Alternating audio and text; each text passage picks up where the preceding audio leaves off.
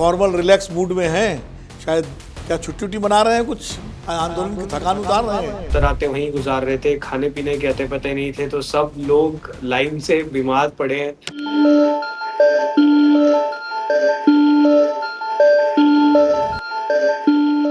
आप अचानक आंदोलन करने की कैसे सूझी आपको, और कैसे इस आंदोलन से आप जुड़े? 2020 में मैंने आम आदमी पार्टी के साथ भी काम किया, तो वहां से ये जो बिलीफ था ये और स्ट्रॉन्ग होता गया। सिमिलर एज ग्रुप के लोग थे, काफी सिमिलर माइंडसेट। दीप के भी काफी प्रैग्मेटिस्ट बंदा है। आम आदमी पार्टी से जुड़े रहे तो उससे अलग प्लेटफॉर्म बनाने की क्या जरूरत पड़ गई? आम आदमी पार्टी तो एक प्लेटफॉर्म था ही। वो सारा जो फ्रस्ट्रेशन है वो मजाक के तौर पर ही सही, लेकिन लोग वो फ्रस्ट्रेशन अब सीजेपी के प्लेटफॉर्म से निकालना चाहते हैं। 99% जनता जो वहां पर मौजूद थी, आम आदमी पार्टी से उनका कोई लेना देना नहीं है। गीतांजलि अंदर जा रही है तो वो 2 घंटे तक बाहर नहीं आ सकती है। हम तो खैर अलाउड ही नहीं है। आपकी लड़ाई भाजपा से नहीं है, आपकी लड़ाई कांग्रेस से नहीं है, आपकी लड़ाई मुद्दों की है। आपका स्टैंड क्या है? आप किस पार्टी को सपोर्ट कर रहे हैं? उस व्यक्ति में इतना विजन था कि इस देश को उन्होंने IITs दिलवाए, IIMs दिलवाए, रिसर्च इंस्टीट्यूट खुलवाए। नमस्कार, अमरउजाला.com के मेरे कार्यक्रम खरी बात में आपका स्वागत है।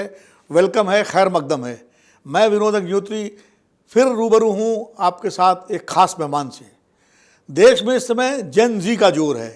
जेन जी यानी युवा पीढ़ी, वो पीढ़ी जो 1997 के बाद पैदा हुई है और जो इस वक्त जवान है। और युवा उमंगों के साथ साथ युवाओं में जोश भी होता है, और वो ऐसा जोश जो सारी व्यवस्था को, सारी यथास्थिति को बदलना चाहता है। ऐसी ही युवा पीढ़ी से हम रूबरू हुए इसी साल पिछले महीने जंतर मंतर में, जब देश भर के तमाम नौजवानों ने परीक्षा लीक के मुद्दे पर, नीट पेपर के लीक के मुद्दे पर, शिक्षा के मुद्दे पर, रोजगार के मुद्दे पर एक ज़बरदस्त आंदोलन किया।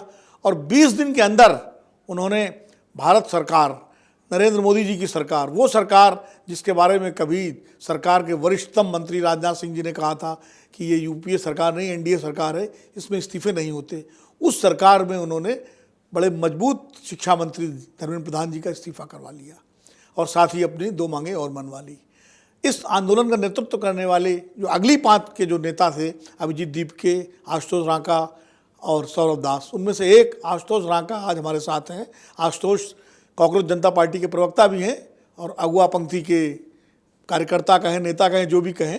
आशुतोष जी, आपका बहुत बहुत स्वागत है मेरे कार्यक्रम खरी बात में। आप लगता है कि इस वक्त जो है बिल्कुल इनफॉर्मल रिलैक्स मूड में हैं शायद। क्या छुट्टी मना रहे हैं, कुछ आंदोलन की थकान उतार रहे हैं? नहीं, बिल्कुल। नमस्ते विनोद जी, और आपके कार्यक्रम के सभी दर्शकों को मेरा नमस्कार। बिल्कुल से थोड़ा सा काफी एग्जॉस्टिंग हो गया था हम सबके लिए। 2 महीने लगातार वहीं पर थे, ज्यादातर रातें वहीं गुजार रहे थे, खाने पीने के अते पते नहीं थे, तो सब लोग लाइन से बीमार पड़े हैं। अब तो काफी बेटर हैं, बट स्टिल क्योंकि आने वाले समय में काफी हम लोगों का इंटेंस प्रोग्राम होने वाला है, इंटेंस कैंपेन होने वाली है, तो इसलिए सब लोग थोड़ा सा कभी रिकवर करके आगे की तैयारी कर रहे हैं। तो आगे की तैयारी कर रहे हैं। सबसे पहले तो आशुतोष ये बताइए कि आप IITian हैं, अच्छे खासे मतलब सेटल्ड हैं, आपकी वाइफ भी जॉब में है, आपने लंदन स्कूल ऑफ इकोनॉमिक्स से भी पढ़ाई की है। इसके बाद आप अचानक आंदोलन करने की कैसे सूझी आपको, और कैसे इस आंदोलन से आप जुड़े? विनोद जी, पब्लिक लाइफ से तो मैं डायरेक्टली इनडायरेक्टली काफी समय से एसोसिएटेड रहा हूँ। IIT कानपुर में ही मैं स्टूडेंट पॉलिटिक्स में काफी एक्टिव था। मैं अपने कॉलेज का प्रेसिडेंट था। तब से कहीं ना कहीं ये क्लैरिटी थी कि सबसे इम्पैक्टफुल तरीका है कंट्रीब्यूट करने का पब्लिक लाइफ में, अगर आप पॉलिटिक्स के थ्रू जाते हैं। तो तब से हमेशा से मेरे को ये रहा है इंटरेस्ट कि अगर आप कुछ देश के लिए करना चाहते हैं तो politics can be one of the ways. 2020 में मैंने आम आदमी पार्टी के साथ भी काम किया, तो वहां से ये जो बिलीफ था ये और स्ट्रॉन्ग होता गया। 2024 में मैं जब लंदन था, 3-4 साल हुए थे लंदन रहते हुए, तो देश के उस समय जो हालात थे, जहां पर सीधे तौर पर ऑपोजिशन लीडर्स को जेल में डाला जा रहा था, बहुत क्लियरली इलेक्टोरल इंटेग्रिटी कॉम्प्रोमाइज थी, तब मुझे लगा कि अब दूर नहीं रहना है, अब इसी में वापस कूदना है और जो भी अपने दम पर कर सकते हैं वो करना है। तब से 2024 से ही मैं पब्लिक लाइफ में इन्वॉल्व रहा हूँ। जयपुर में अलग अलग आंदोलनों का हिस्सा रहा हूँ, पर्यावरण, शिक्षा, स्वास्थ्य के मुद्दों पर। और ये मुझे लगता है कि मैं काफ़ी भगवान का शुक्रगुज़ार हूँ कि मुझे इस तरह का मौका मिला, जहाँ पे इतना बड़ा प्लेटफ़ॉर्म जो युवाओं के मुद्दों पर काम कर रहा है, शिक्षा के मुद्दे को लेकर इतना सीरियस है, उस प्लेटफ़ॉर्म में मुझे एक भूमिका अदा करने का मौका मिला। अभिजीत दीपके के संपर्क में आप कैसे आए? मैं अभिजीत को, दीपिका को 2019 के समय से जानता हूँ, जब हम लोग दोनों आम आदमी पार्टी में थे, कम्युनिकेशंस टीम में हम लोग काम करते थे और सिमिलर एज ग्रुप के लोग थे, काफ़ी सिमिलर माइंडसेट। दीपिका भी काफ़ी प्रैग्मैटिस्ट बंदा है, उसको भी एजुकेशन को लेके काफ़ी ज़्यादा पैशन था और कम्युनिकेशन टीम में हम दोनों उस समय थे, तो तब से वहाँ से जान-पहचान हुई और काफ़ी हम लोग एक क्लोज़ ग्रुप, एक इनर सर्कल हम लोग का था, यंग यंग लोगों का आम आदमी पार्टी में जो रहा। उसके बाद फिर जब मैं मास्टर्स करने गया, दीपिका ने भी एक सिमिलर प्रोग्राम में मास्टर्स किया, मेरा पब्लिक एडमिनिस्ट्रेशन में था, उसका पब्लिक रिलेशन में था। तो हम लगातार बातचीत करते रहते थे। इनफैक्ट जब सीजेआई साहब की एक टिप्पणी आई, उससे 3 या 4 दिन पहले मेरी दीपिका से बात हुई थी जॉब्स को लेकर, क्योंकि दीपिका जी। उस समय यूएस में जॉब्स ढूँढ रहा था, उसका जस्ट प्रोग्राम खत्म हुआ था। तो हम वही डिस्कस कर रहे थे कि किस तरह से क्या-क्या जॉब अपॉर्च्युनिटीज़ हैं, उसका अभी लोन है, तो किस तरह से वो जॉब्स देखे यूएस में। तो काफ़ी समय से हमारी जान-पहचान रही है, लगभग 6-7 साल से हम एक-दूसरे को जानते हैं और फिर जब ये कॉमेंट आई और ये मूवमेंट काफ़ी सीरियस होने लगा, तब हम लोगों ने जयपुर में इस मूवमेंट के सपोर्ट में 1-2 प्रोटेस्ट की थी। तो उसके बाद दीपिका ने रीच आउट किया कि मेरे को थोड़ा और फॉर्मली इसमें इन्वॉल्व होना चाहिए और उसके बाद तो ख़ैर जो हुआ है वो सबको आइडिया है। अ, आप आम आदमी पार्टी से आप और अभिजीत दोनों जुड़े रहे। तो आम आदमी पार्टी से जुड़े रहे तो उससे अलग प्लेटफॉर्म बनाने की क्या ज़रूरत पड़ गई? आम आदमी पार्टी तो एक प्लेटफॉर्म था ही, उसका इस्तेमाल कर सकते थे आप। नहीं वही आई थिंक इसमें और ये हम लोग बहुत ईमानदारी से एक्सेप्ट भी करते हैं कि ये प्लेटफ़ॉर्म एक बहुत ही मज़ाक के तौर पर शुरू हुआ था। जहाँ पर एक जी। कमेंट किसी ने मारा, उस कमेंट के जवाब में आपने एक वेबसाइट बना ली, उस वेबसाइट पे बहुत तेज़ी से रिस्पॉन्स आने लगे, इंस्टाग्राम पे पेज बना दिया, 4 दिनों में बहुत मिलियंस ऑफ फॉलोअर्स हो गए। तो कहीं न कहीं हमें ये रियलाइज़ हुआ कि वो जो एक अंडरलाइंग सेंटिमेंट है कि लोगों को इस देश में कीड़े-मकोड़ों की तरह ट्रीट किया जा रहा है, देश में नौकरियाँ नहीं हैं, रोज़गार नहीं है, एक के बाद एक पेपर लीक हो रहे हैं। तो वो सारा जो फ्रस्ट्रेशन है, वो मज़ाक के तौर पर ही सही, लेकिन लोग वो फ्रस्ट्रेशन अब सीजेपी के प्लेटफ़ॉर्म से निकालना चाहते हैं। तो वहाँ पर हमें लगा कि शायद एक नॉवल पॉलिटिकल प्लेटफ़ॉर्म जो किसी पार्टी से संबंधित नहीं है, बल्कि एक मुद्दा आधारित प्लेटफ़ॉर्म है, उसकी आज की तारीख में बहुत ज़्यादा डिमांड है। युवा उससे रेज़ोनेट कर रहे हैं और युवा उस प्लेटफ़ॉर्म के साथ जुड़ना चाहते हैं क्योंकि there is some novelty to it. तो आम आदमी पार्टी की जो यात्रा रही अन्ना आंदोलन से लेकर के और पूरी अब तक, उससे आप कितना संतुष्ट हैं? उसको आप उस एक्सपेरिमेंट को सक्सेस मानते हैं या फेल्योर मानते हैं? सर देखिए ऑनेस्टली मैं तो 2019 में जाके आम आदमी पार्टी से जुड़ा हूँ। 2011 में जब अन्ना आंदोलन हुआ तब मैं तो आईआईटी जेईई की तैयारी कर रहा था, 11th क्लास में था मैं। तो मुझे स्टार्टिंग के इयर्स का इतना आइडिया नहीं है। हाँ, जितना भी मेरा समय रहा मुझे इस बात की खुशी थी कि मैं हमेशा से एजुकेशन और हेल्थ को लेके बहुत पैशनेट था, तो एक प्लेटफ़ॉर्म मिला। देखिए सर, इस तरह के आंदोलन सिर्फ शुरू होते हैं, कभी खत्म नहीं होते हैं। तो वो एक्सपेरिमेंट सक्सेसफुल था, फेल रहा, ये मुझे लगता है कि इस पे कमेंट करना सही नहीं होगा क्योंकि these things will just keep on evolving. A, obviously आज मैं आम आदमी पार्टी से किसी भी प्रकार से एसोसिएटेड नहीं हूँ, but I wish them all the best and everyone should talk about health, everyone should talk about education, everyone should prioritise issues of the youth of this country और जो भी ऐसा करेगा उनका हम स्वागत करते हैं। अभी आशुतोष, एक सवाल मेरे मन में आया, चूँकि इधर लगातार सोशल मीडिया के जरिए लोग ये कहते हैं, एक लोगों का एक की शंका है, आशंका कि ये आम आदमी पार्टी का ही एक पायलट प्रोजेक्ट है, क्योंकि आम आदमी पार्टी को लेके काफ़ी विवाद हो गए, अरविंद केजरीवाल जी काफ़ी विवादों में फंस गए, शीश महल और शराब घोटाला, ये सब, इससे उनकी जो क्रेडिबिलिटी लॉस हुआ, तो just to recover that credibility loss, ये एक पायलट प्रोजेक्ट आम आदमी पार्टी का ही सीजेपी है। ये मैं नहीं कह रहा हूँ, ना मेरा ऐसा मानना है, लेकिन कई लोग मुझे इस तरह के मैसेज भेजते हैं। तो ये सवाल मैं आपसे कर रहा हूँ कि ऐसा कुछ है या बिल्कुल आम आदमी पार्टी से बिल्कुल अलग है, इसका कोई लेना देना नहीं है? नहीं, अगर देखिए आम आदमी पार्टी का पायलट प्रोजेक्ट है, तो फिर तो अरविंद केजरीवाल की दाद देनी पड़ेगी कि उन्होंने कुछ बहुत महीनों की, सालों की प्लानिंग की, जिस प्लानिंग में सीजीआई द्वारा ये कमेंट किया गया और उस कमेंट के बाद इस तरह का प्लेटफॉर्म बना। अ, देखिए बहुत clear out in the public है कि किस तरह से इस मूवमेंट की शुरुआत हुई है, कहाँ से मूवमेंट शुरू हुआ, किस टिप्पणी के बाद इस मूवमेंट ने आग पकड़ी और किस तरह से हम लोगों ने जंतर मंतर पे प्रदर्शन किया है। जितने लोग वहां पर आंदोलन में मौजूद थे, जिनका आम आदमी पार्टी से 99% जनता जो वहां पर मौजूद थी, आम आदमी पार्टी से उनका कोई लेना देना नहीं है। इनफैक्ट किसी पॉलिटिकल पार्टी से उनका कोई लेना देना नहीं है। तो वो लोग सिर्फ इसलिए मौजूद थे कि हम लोग एक जेन्युइन इशू के लिए काम कर रहे थे, एक जेन्युइन मुद्दे पर लड़ाई लड़ रहे थे और बहुत क्लियर डिमांड हमारी थी और बहुत क्लियर इंटेंट भी हमारा था। देखिए, इस मामले में हम अपनी पर्सनल जस्टिफिकेशन देने से ज़्यादा बस इतना ही कहते हैं कि ये जेन ज़ी बहुत मैच्योर जनरेशन है, बहुत स्मार्ट लोग हैं। इस तरह का कुछ भी अगर करने की कोशिश करेंगे, तो ये लोग बहुत आसानी से आप लोगों को देख सकते हैं, आपको समझ सकते हैं। हमारे एक जेन्युइन इंटेंट था, जेन्युइन एजेंडा था, क्लीन मूवमेंट था, इसीलिए जेन ज़ी हमारे साथ जुड़ा और आज भी जुड़ा हुआ है। हमारे पास छुपाने को कुछ नहीं है, हमारे पास्ट बहुत आउट इन द पब्लिक है। हम वो लोग नहीं है जो अपनी ट्वीट्स डिलीट करते फिरते हैं। बहुत क्लियरली ट्रांसपेरेंटली हमारा पास सब लोगों के सामने है और आज जो हम कर रहे हैं वो भी लोगों के सामने है और उसमें जेन्युइनिटी है, इसलिए लोग जुड़े हुए हैं। अगर इसमें कुछ एक बैकग्राउंड प्रोजेक्ट होता, कुछ बहुत इस तरह की प्लानिंग होती, कुछ इस तरह की साजिश होती, तो ये जनता नहीं जुड़ती। अच्छा, इस मूवमेंट में बीच में एक ऐसा क्षण भी आया था जब सोनम वांगचुक साहब चले गए मेदांता में, उनको भर्ती करा दिया गया। पहले सफदरजंग अस्पताल में भर्ती कराया गया, फिर वहाँ से मेदांता शिफ्ट कर दिया गया और रात में उनसे दोनों मंत्री जेपी नड्डा जी और जितेंद्र सिंह जी मिले और उनका अनशन तोड़वा दिया गया। मतलब उन्होंने तोड़ दिया अनशन अपना। तो एक बार ये ऐसा लगा था कि जैसे आंदोलन, तब तक धर्मेंद्र प्रधान का इस्तीफा भी नहीं हुआ था और कोई आप लोगों की डिमांड नहीं मांगी गई थी। आपकी जो मीटिंग भी हुई थी 20 तारीख वाली नड्डा जी से, उसका भी कोई नतीजा नहीं निकला था। तो ऐसा लगा कि जैसे बस सोनम वांगचुक और आप लोगों के बीच में एक डिफरेंस ऑफ ओपिनियन हो गया है, वो शायद आंदोलन वापस लेना चाहते हैं। और तो ऐसी स्थिति में, हालांकि उन्होंने अपील की नहीं थी, अगर वो आंदोलन वापस लेने की अपील करते तो क्या आप लोग उनकी बात मानते?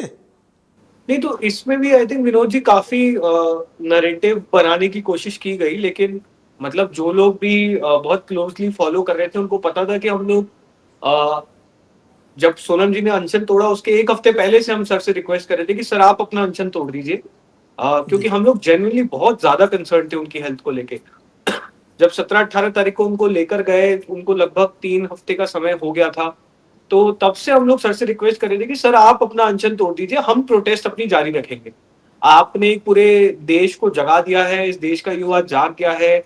आपने मतलब लोगों को इंस्पायर किया है अपने हक के लिए लड़ने का। अब आगे की लड़ाई हमारी ज़िम्मेदारी है लेकर जाने की। तो वो रिक्वेस्ट तो हम लोग सर से लगातार कर रहे थे। अम, लेकिन एक पॉइंट के बाद जब स्पेशली सोनम जी को वहां पर वो लोग किडनैप करके ले गए, अरेस्ट करके ले गए, तो उसके बाद से तो हम लोग मतलब काफी ज्यादा एग्रेसिव हो गए थे कि आप सर आप अपनी भूख हड़ताल तोड़ दीजिए। वहां पे प्रॉब्लम बहुत ज्यादा ये हो रही थी कि हमें सर से कम्युनिकेट नहीं करने दिया जा रहा। वहां पे अंदर मोबाइल नहीं लेके जाने दिया गया गीतांजलि जी को। फिर गीतांजलि अंदर जा रही है तो वो 2 घंटे तक बाहर नहीं आ सकती है। हम तो खैर अलाउड ही नहीं है हमारी टीम में से कोई, तो वो कम्युनिकेशन में बहुत ज्यादा डिफिकल्टी आ रही थी। इनफैक्ट जिस दिन सोनम जी ने भूख हड़ताल तोड़ी अपनी, उसके एक दिन पहले एमपीज का पूरा डेलीगेशन गया है। हमारे स्पोक्स जी। पर्सन राफरीन वैष्णवी वहां पर गए, उनको मिलने ही नहीं दिया गया। तो इसेंशियली ही वॉज कॉर्नर्ड। उसमें भी ही वॉज सो एडमेंट कि जब तक सरकार ये केसेस वापस नहीं ले लेती, सब सरकार जब तक कॉम्पनसेशन के लिए एग्री नहीं कर देती, तब तक हम भूख हड़ताल नहीं तोड़ेंगे। एंड तक उन्होंने, जब तक सरकार की तरफ से एग्रीमेंट नहीं आया, जो आप उनके वीडियो मैसेज में भी देख सकते हैं, वो एग्रीमेंट आने तक ही kept his hunger strike going and that was so inspiring to all of us कि मतलब लास्ट में भी ये व्यक्ति हमारे लिए नेगोशिएट कर रहा है, हमारे लिए पुश कर रहा है। हम लोगों को बहुत क्लियर था कि हम अपना जो है प्रदर्शन जारी रखेंगे और ये चीज हमने बहुत क्लियरली सर से कम्युनिकेट भी की थी। इनफैक्ट सर ने हमसे रिक्वेस्ट भी की थी because he was really worried कि पुलिस फिर से क्रैकडाउन करेगी और बहुत ज्यादा वहां पे बच्चों को मारा जाएगा और वायलेंस होगी। तो सर चाह रहे थे कि हम एक बार के लिए जो है अनशन प्रदर्शन खत्म करने की भी बात करें, लेकिन जब उन्होंने देखा कि हम लोग बहुत ज़्यादा रिज़ॉल्व्ड हैं कि हमको ये जारी रखना है, लाखों लोग इस देश में इस समय हमें देख रहे हैं, उम्मीद कर रहे हैं कि हम लोग लड़ेंगे, तो वो चीज़ जब आपने कम्युनिकेट की तो he was very fine with it. नहीं, आपकी लड़ाई जो सड़क पर चली, जंतर मंतर से लेकर देश के तमाम शहरों में भी प्रदर्शन हुए आपके समर्थन में कॉज को लेकर के, वो तो उसने तो सरकार पर दबाव डाला ही। क्या आपको लगता है जिस तरह विपक्ष ने पार्लियामेंट के अंदर एक पूरा एकजुट होकर के मोर्चा लिया, राहुल गांधी ने जिस तरह प्रधानमंत्री के आवास पर धरना दिया और लगातार संसद नहीं चलने दी, इसका भी सरकार पर असर पड़ा? बिल्कुल, मतलब इसमें तो कोई दो राय ही नहीं है कि जितना भी ऑपोजिशन पार्टीज़ ने प्रेशर बनाया है सरकार पे, हमारे आंदोलन का साथ दिया है। जगह-जगहों पर कई सारी पॉलिटिकल पार्टीज़ ने अपने प्रोग्राम्स भी ऑर्गेनाइज़ किए, अपने लेवल पे प्रोटेस्ट किए। उनसे बिल्कुल सरकार पे फ़र्क पड़ा है और मुझे लगता है कि इस आंदोलन की एक बहुत बड़ी सफलता इस कारण भी आई कि पूरा देश एक समय एकजुट हो गया। जहाँ पे आपके पॉलिटिकल एफिलिएशन साइडलाइन थे, जहाँ पे आपके इंडिविजुअल डिफरेंसेस साइडलाइन थे। आप सीजेपी के बारे में क्या सोच रहे हैं, कांग्रेस के बारे में क्या सोच रहे हैं, समाजवादी पार्टी के बारे में क्या सोच रहे हैं, सब साइडलाइन हो गया था और बहुत यूनाइटेड तरीके से हम लोग बहुत एकजुट होके एक ही डिमांड पे अड़े रहे। तो उस चीज से बहुत फर्क पड़ा है और मेरे को लगता है यही इस आंदोलन की सबसे बड़ी सीख है हमारे लिए कि अगर एक रहेंगे तो हम लोग किसी भी प्रकार की ताकत हो, कितनी भी दमनकारी ताकत हो, हम उनसे लड़ सकते हैं। एक सवाल बनता है आशुतोष, कि आप लोग एजुकेशन रिफॉर्म की बात कर रहे हैं, आप लोग एजुकेशन सिस्टम को बदलने की बात कर रहे हैं, और आपका खाली जो मुद्दा है सिर्फ धर्मेंद्र प्रधान के इस्तीफे तक ही सीमित नहीं है, उसके आगे की लड़ाई है यूथ इश्यूज़ को लेकर के। लगभग यही मुद्दा लेकर राहुल गांधी भी आगे चल रहे हैं। उन्होंने भी इलाहाबाद में भी वो छात्रों की गूंज कार्यक्रम किया और सब जगह किया, कोटा में किया, देहरादून में किया। उनका भी एजेंडा यही है, वो भी जनजी को संबोधित कर रहे हैं। तो जब एक पॉलिटिकल पार्टी इस मुहिम को लेकर चल रही है, एक आपका जो सोशल मंच है, अभी पॉलिटिकल पार्टी तो आपने बनाई नहीं है, नाम जरूर उसका पार्टी है, लेकिन आप खुद ही कहते हैं कि वो एक सामाजिक मंच है, एक सोशल मंच है, तो क्या ऐसा नहीं है कि दोनों की ताकत अगर एकजुट होकर इसके लिए काम करे, या अलग अलग अपनी अपनी डबली अपना राग बजाते रहेंगे? नहीं नहीं नहीं, देखिए अगेन बात यह है कि हमारा जो द पजल ऑफ डेमोक्रेसी, उसमें हमारा एक पीस है। हम लोगों ने बहुत क्लियर किया है कि हम खुद को एक पॉलिटिकल पार्टी की तरह ऑपरेट करते हुए अभी नहीं देखते हैं। हम लोग एक इंडिपेंडेंट प्रेशर ग्रुप बनते हैं और एक इंडिपेंडेंट प्रेशर ग्रुप रहकर हम सभी सरकारों से सवाल उठाएंगे। आज देश में केंद्र में भाजपा की सरकार है तो भाजपा से सवाल है, लेकिन अगर हम झारखंड जाएंगे तो हम हेमंत सोरेन जी से भी सवाल करेंगे, हम कर्नाटका जाएंगे तो हम कांग्रेस से भी सवाल करेंगे, हम पंजाब जाएंगे तो हम आम आदमी पार्टी से भी सवाल करेंगे। तो हमें अपनी आइडेंटिटी बहुत क्लियर है कि हम लोग डेमोक्रेसी में क्या गैप फिल करने की कोशिश कर रहे हैं। और उसमें मुझे लगता है कि वो एक डिस्टिंक्शन बहुत जरूरी है विनोद जी, जहां पे हम किसी पॉलिटिकल पार्टी से खुद को एफिलिएट ना करें। ऑब्वियसली हमारा खुद का जो एक एजेंडा है, अगर उस पे पॉलिटिकल पार्टीज हो, एक्टिविस्ट हो, सिविल सोसाइटीज हो, वो एग्री करती हैं तो वो बिल्कुल से हमारे मंच पे आ सकती है। लेकिन वो डिस्टिंक्शन बहुत जरूरी है, क्योंकि एक प्रेशर ग्रुप के तौर पर आप जब काम कर रहे हैं तो आप प्रेशर ग्रुप के तौर पे, आपकी लड़ाई भाजपा से नहीं है, आपकी लड़ाई कांग्रेस से नहीं है, आपकी लड़ाई मुद्दों की है और आपकी लड़ाई जो जहां पर सरकार में होगा उससे होगी। तो पॉलिटिकल न्यूट्रलिटी के लिए बहुत इंपॉर्टेंट है कि वो एक डिस्टिंक्शन हमेशा रहे, वो बाउंड्री हमेशा क्लियर रहे। लेकिन डेमोक्रेसी में चुनाव भी होते हैं, और अब चुनाव फिर आने वाले हैं 5 राज्यों के, फिर इस तरह पार्लियामेंट के इलेक्शन भी आएंगे, तो एज ए प्रेशर ग्रुप आपसे भी लोग पूछेंगे, हम भी पूछेंगे कि भाई आपका स्टैंड क्या है, आप किस पार्टी को सपोर्ट कर रहे हैं, या आप अपने सपोर्टर्स को क्या कहेंगे उस वक्त कि किसको सपोर्ट करें या किसको ना करें? तो ये आपने बहुत अच्छा सवाल पूछा विनोद जी, क्योंकि कई कई लोगों ने हमसे सवाल भी किया कि हमारी positioning with respect to elections या पॉलिटिकल पार्टीज क्या होगी। तो जिस रिफॉर्म्स एजेंडा को हम लोग अभी ड्राफ्ट करना चाह रहे हैं, जो अगले कुछ महीने में हम लोगों से सुन के ये एजेंडा ड्राफ्ट करेंगे, हम लोग चाहते थे कि नीचे से ऊपर तक ये बात पहुंचे कि क्या लोगों को चाहिए, क्या उनकी मांगे हैं, क्या उनके इश्यूज हैं। तो जो भी पॉलिटिकल पार्टीज हमारे रिफॉर्म एजेंडा के सपोर्ट में बात करेगी, हम बिल्कुल से क्लियरली ये मांग रखेंगे कि आप पॉलिटिकल पार्टीज हैं, अगर आप लोग सीजेपी के समर्थकों के साथ खड़े हैं तो आपको हमारे रिफॉर्म्स एजेंडा को इंडोर्स करना हो। जितनी भी पॉलिटिकल पार्टीज चाहती हैं कि सीजेपी के समर्थक उनका साथ दें, उनको वोट दें, या जो जिस भी तरह से वो पोजीशनिंग चाहते हैं, उनसे उम्मीद की जाएगी कि वो हमारे रिफॉर्म्स एजेंडा पे, अगर वो सरकार में है तो काम करें, अगर वो चुनाव लड़ रहे हैं तो हमारे रिफॉर्म्स एजेंडा को अडॉप्ट करें, उसे अपने मैनिफेस्टो का पार्ट बनाएं, और अगर उनकी सरकार बनती है तो वो उस रिफॉर्म्स एजेंडा पे काम करें। आशुतोष, जब ये आंदोलन शुरू हुआ, जब अभिजीत दीप के आए तो अंबेडकर का चित्र लेकर के आए थे। आंदोलन शुरू हुआ तो उसमें महात्मा गांधी भी जुड़ गए, और अब आप लोग जवाहरलाल नेहरू का भी नाम ले रहे हैं। तो आपकी वास्तविक प्रेरणा स्रोत कौन है? नेहरू हैं, अंबेडकर हैं, गांधी हैं, भगत सिंह हैं, कौन हैं, या ये सब हैं? नहीं, देखिए इसमें विनोद जी, पहले दिन से अगर आप दीप्ति की स्पीचेस भी देखेंगे ना, जब मतलब ये मूवमेंट स्टार्ट हुआ था, तब तब से दीप्ति ने बहुत क्लियरली इन तीनों लोगों की बहुत अच्छे से और बहुत आर्टिकुलेट तरीके से बात की है। मुझे लगता है कि आज का हमारा जो भारत है, उस भारत को बनने में इन तीन शख्सियतों का बहुत बड़ा हाथ रहा है। आज भी हमारे देश में जिस तरह से आंदोलन ऑर्गेनाइज होते हैं, जिस तरह से लोकतंत्र ग्राउंड पे चलता है, उसमें महात्मा गांधी के तौर तरीकों का बहुत बड़ा हाथ है। उन्होंने जिस तरह से इतनी बड़ी हुकूमत के खिलाफ पूरे देश को एकजुट किया, आज भी हम लोग उससे पूरी तरह प्रेरणा लेते हैं। आज भी हम लोग उनके बताए गए अहिंसा के मार्ग पर चलते हैं। आज भी हम लोग चाहते हैं कि जो भी करें पीसफुली करें, सद्भावनापूर्ण करें, लोगों को साथ लेके करें। अंबेडकर जी की जो सोशल जस्टिस की पूरी लड़ाई है, उन्होंने जो वो लाल किताब इस देश को दी है, मुझे लगता है कि आज जो हमारा देश इतनी विविधताओं भरा देश होते हुए भी, इतना डाइवर्स देश होते हुए भी एक देश के तौर पर ऑपरेट कर रहा है, वो सिर्फ और सिर्फ डॉक्टर अंबेडकर के कारण हुआ है। उन्होंने जिस तरह से इररेस्पेक्टिव ऑफ योर आइडेंटिटी आपको एक भारतीय होने के तौर पर आइडेंटिटी दी, उनकी जो पूरी लड़ाई सोशल जस्टिस को लेकर रही है, जो संविधान उन्होंने इस देश को दिया है, वो बहुत मुझे लगता है डिटर्मिनिस्टिक है एक देश के तौर पर हमारे सर्वाइवल के लिए। और जहां तक पंडित नेहरू की बात है, हम लोग सभी लोग, स्पेशली जो लोग फर्स्ट जनरेशन बेनिफिशियरीज रहे हैं एजुकेशन से, उनको पता है पंडित नेहरू का इस देश को लेके क्या कॉन्ट्रीब्यूशन है। हमें कोई इस मामले में हिचक नहीं है बोलने में कि that he was the greatest visionaries of India.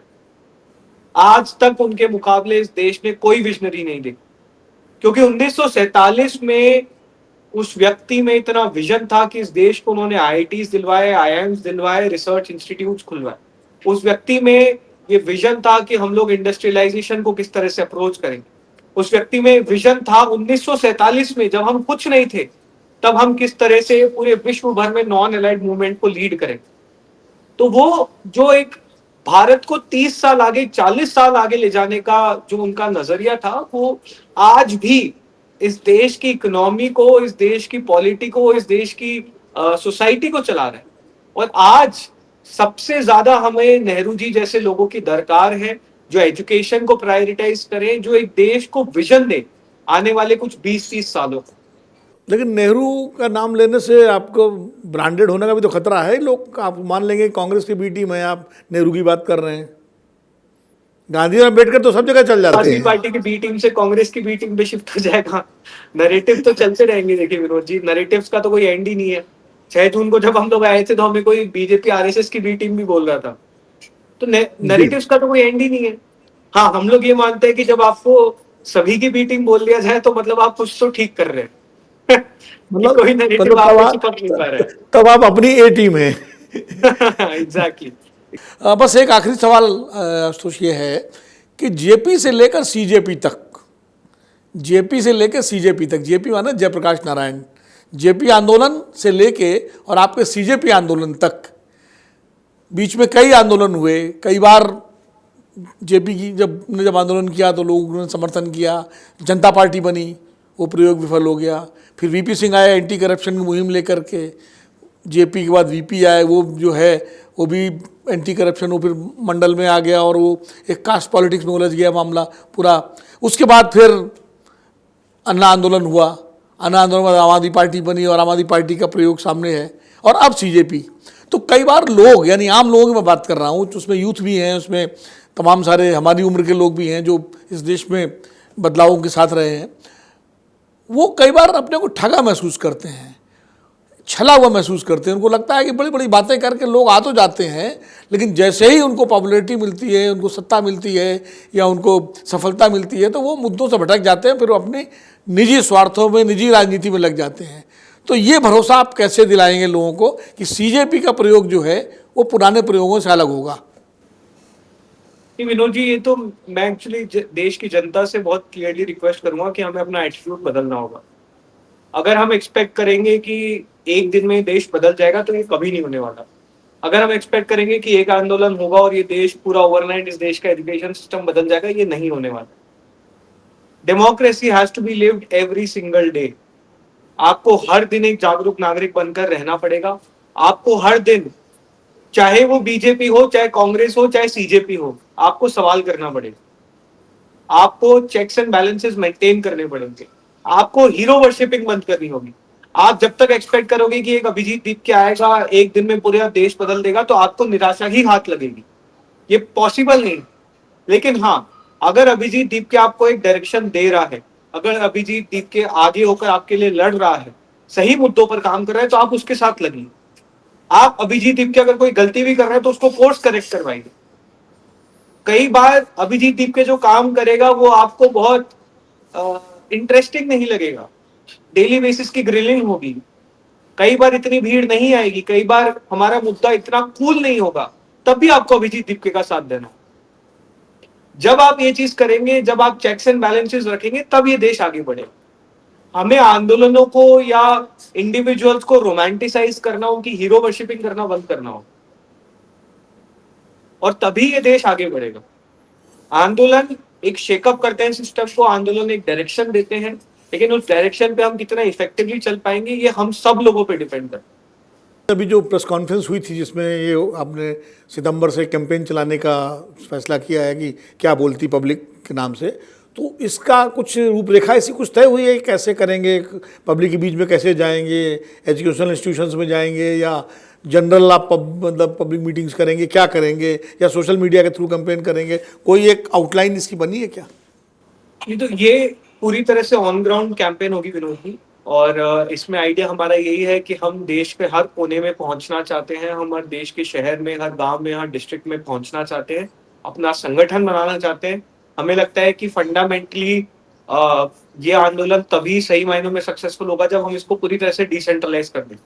तो जब हम जयपुर की वो तस्वीरें देखते हैं जहाँ पे स्पेशली एबल्ड बच्चे अपने हक के लिए लड़ रहे हैं, जो बोल नहीं सकते, सुन नहीं सकते हैं, वो सरकार को सुनने पर मजबूर कर रहे हैं। बाड़मेर की वो तस्वीरें देखते हैं, रांची की जो तस्वीरें दिखते हैं, वो हमें लगता है कि इस आंदोलन की असली सफलता है। अब तो जन अल्फा भी आ गया ना, अब तो जन अल्फा भी आपके साथ आ गया है। एग्जैक्टली। जगह जगह बच्चे, और हम कह रहे हैं कि जैन अल्फा अपने हक के लिए लड़ रहा है, ये इस आंदोलन की असली सफलता है। और हम चाहते हैं कि इस देश में हर कोई सरकार को जवाबदेह बनाए, अपने स्कूलों के लिए लड़े, अपने कॉलेजेस के लिए लड़े, अपनी यूनिवर्सिटीज के लिए लड़े। उसी को हम लोग इनेबल करना चाहते हैं। आने वाले कुछ समय में हम चाहते हैं कि जो लोग सीजेपी के साथ जुड़ के ये काम करना चाहते हैं, उनको हम संगठित कर पाए, उनको हम थोड़ा सा ऑर्गेनाइज कर पाए। और इसलिए हम लोग अगले कुछ महीने सिर्फ और सिर्फ ग्राउंड पे काम करेंगे। जितने शहरों में हम पहुंच सकते हैं, जितनी यूनिवर्सिटीज में पहुंच सकते हैं, क्योंकि बहुत ही नेचुरल है कि हम लोग का फोकस स्टूडेंट्स पे और युवाओं पे है, तो जितने भी यूनिवर्सिटीज में, एजुकेशनल कैंपसेस में हम लोग पहुंच सकते हैं, हम लोग पहुंचने की कोशिश करेंगे। चलिए आशुतोष, आपने हमसे बात की, इतना समय दिया, बहुत बहुत शुक्रिया, बहुत बहुत धन्यवाद आपका। और हमारी शुभकामनाएं हैं कि आपकी जो मुहिम है वो देश की मुहिम बने। और दरअसल ये किसी व्यक्ति की मुहिम नहीं है, ये किसी आशुतोष रैंका या अभिजीत दीपके या सौरभ दास की मुहिम नहीं है, ये देश की डेमोक्रेसी की मुहिम है, देश के लोकतंत्र की मुहिम है कि यहाँ के संस्थान मजबूत हों, इंस्टीट्यूशंस मजबूत हों, लोगों में लोकतांत्रिक चेतना विकसित हो, और ये देश सिर्फ चुनाव के दिन ही लोकतांत्रिक न रहे, बल्कि पूरे 5 साल 24/7 एंड 7/365 लोकतांत्रिक चेतना से युक्त रहे। इस उम्मीद के साथ मैं इस चर्चा को विराम देता हूं और आपसे ये वादा लेता हूं कि फिर कभी जब ज़रूरत होगी तो मेरे कार्यक्रम में तो आपको मैं बुलाऊंगा, तो आपको आना होगा। बिल्कुल बिल्कुल, थैंक यू सो मच। धन्यवाद। ये थे कॉकरोच जनता पार्टी के प्रवक्ता आशुतोष रैंका। अगले हफ्ते अगले किसी नए मेहमान के साथ फिर मिलूंगा आपसे। तब तक के लिए मुझे विनोद अग्निहोत्री को दीजिए इजाज़त। नमस्कार, धन्यवाद। अगर आप ये वीडियो YouTube पर देख रहे हैं तो हमारे चैनल को सब्सक्राइब कर बेल आइकन दबाएं और Facebook पर देख रहे हैं तो हमारे पेज को लाइक करें।